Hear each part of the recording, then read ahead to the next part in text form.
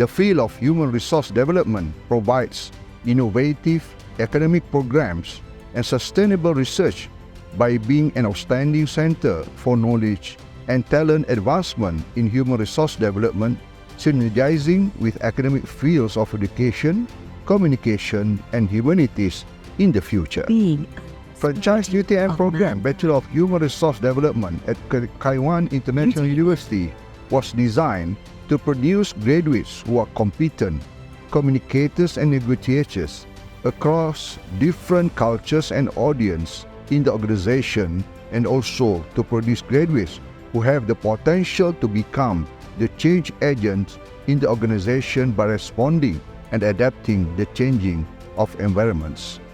The career prospect of the program offered students to be a human resource executives, trainers, research officers in both public and private sectors, chief learning officers in multinational corporations, consultants in HRD, and also academicians or researchers in institutions of higher learning.